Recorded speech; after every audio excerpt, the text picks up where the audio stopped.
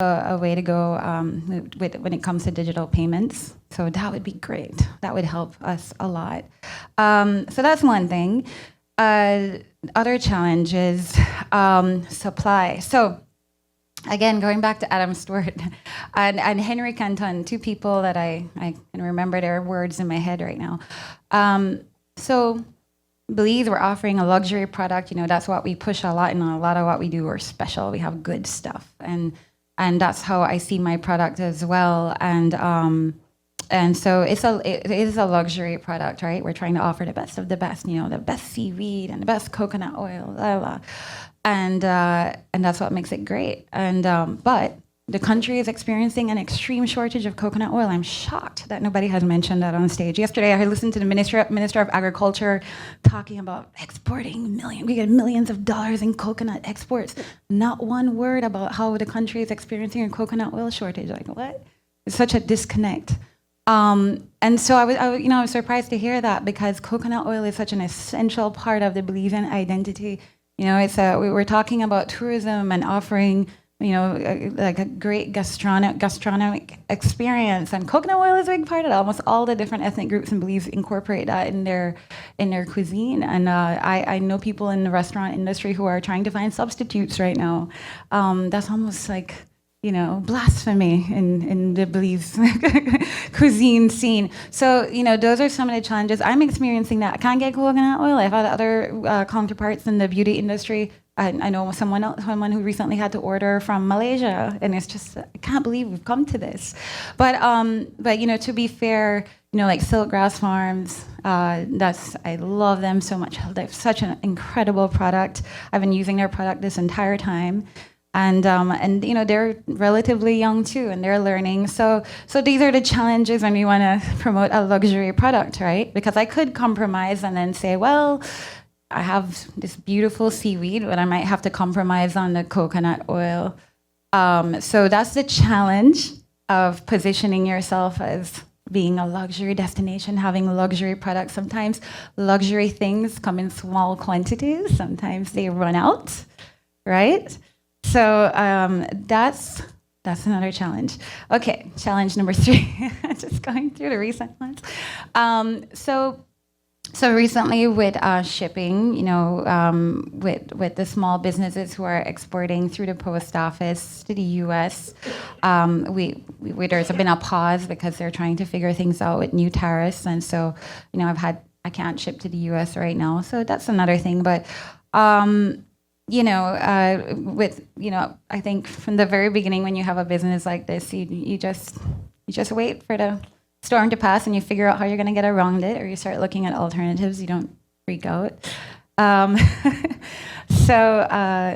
yeah, and now that I'm speaking these challenges out loud, it's really got me thinking about ingredients and supply, and how everybody in this room who would be interested in manufacturing, how those are genuine concerns. But I want to say one thing positive on that, because just going back to what I said earlier, how when I first started, right, I was buying seaweed from Japs. One man, farming seaweed.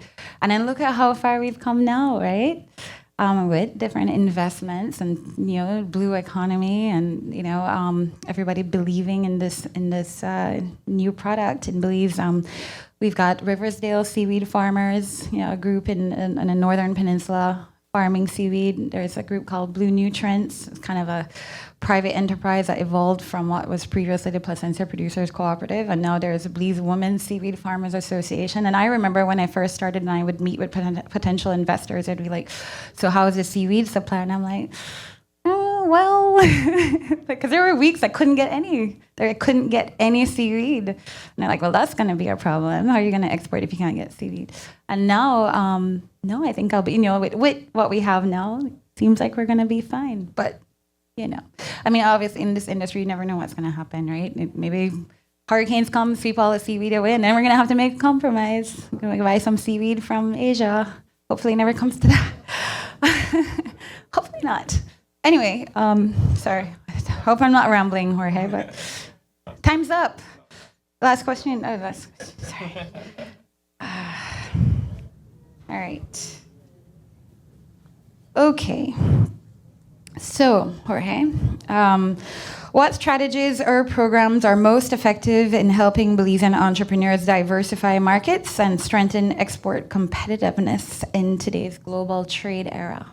Okay, great question. And again, just hinting to what Jolie mentioned, again, a lot of challenges. If you hear she had 3, I'm quite sure probably some other ones she didn't mention because of time. And I feel like from our side at this BDC Belize and Export Belize, when those challenges are presented, it's like, oh, we also have that challenge. The reason why is because we're fueled, our services are fueled by MSMEs. And the services that we provide are going based on this business support that are needed. And again, I believe our executive director is already aware of this new policy in reference to shipping. And believe you me, after the summit, we're going to take an active approach on, again, trying to see how we can also create some level of intervention.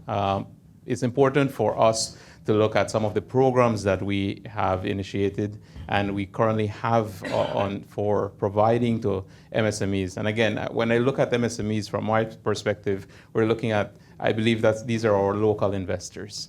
All right, I know you might be wondering, again, we're speaking about MSME development, but there usually is a notion that some of the incentive programs are specifically not as accessible for MSMEs, and that's not so.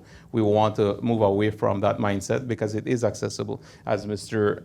Blake mentioned earlier, we're making it even more accessible by being flexible with some of the requirements for some of the MSME fiscal incentive programs. So again, we have some of these programs that allow for duty exemption reduction or exemption. One that I would want to highlight on is one that is specifically for packaging and labeling, which is the MSME Enhancement Program. That program has been out from almost 5 years, and there is an approved short list of packaging and labeling material that for MSMEs they can have access to. Again, we're looking at cardboard boxes, we're looking at socks, jars, we're looking at bottles, lids. There's an approved short list of some of these packaging and labeling materials. And you might wonder, what are the requirements? And I can share with you, the requirements is just being formalized. Just being formalized. And you're able to access this specific fiscal incentive program that is for packaging and labeling material. Again, looking at that in specific allows our MSMEs to be a little bit more competitive, be a little bit more innovative with their packaging presentation, and again, being very competitive in the local as well as regional international markets. Again, there are other programs that through the Office of the Prime Minister or BELTRAIDE have initiated. We're looking at the BED, and I'm not sure if you've heard that acronym recently, but it's the Digital Innovation to Boost Economic Development, which looks at 460 digitalization grants being funded by IDB and the EU being shared out within the next 3 years. And again, this allows, and facts show that digitalizing enterprises has a direct relation on economic development in the country. Again, specifically for MSMEs, we're looking at enhancing efficiencies. We're looking at being able to connect with more customers, which in relation creates more profits and a more profitable business. And again, more profits, look at more employees, and there's a direct relation with digitalizing enterprises and economic development. So 460 grants will be given out. We also received, again, funding from the Caribbean Development Fund, which we have the BEEP. Again, BELTRAIDE is very hint on a lot of acronyms, which is the Belize Enterprise Empowerment Project. This specific project looks at providing grant funding and again, access to finance. We're going back to the BED, which I mentioned earlier. Again, being spearheaded by policy and strategy allows us to be able to create some of these programs that are available for MSMEs across the country. And that specific program was in tiers. So we had a specific grant for startups, for matured enterprises, and again, we had one in specific for exporting businesses. So exporting businesses could have benefited of $20,000 for their exporting investments. So again, some of these programs, and I know we're on time, but there are a lot of programs being spearheaded by the government of Belize and administered by BELTRAIDE and other stakeholders within the ecosystem, and we're very glad to share that. And again, for MSMEs that may be here, we're looking forward to connecting with you and sharing some of these opportunities. So thank you very much, Jolie, for sharing the stage with us, and again, taking the time out to sharing your experience. Right. Thank you for always. They have been great. I just want to say early, I was so guarded when I first started my business. I didn't trust anybody. And so protective, and it took me a while to kind of relax and lean into the support that was available in Belize at the time. And these guys have truly been amazing. So I want to say good job to BELTRAIDE. Yeah. Okay.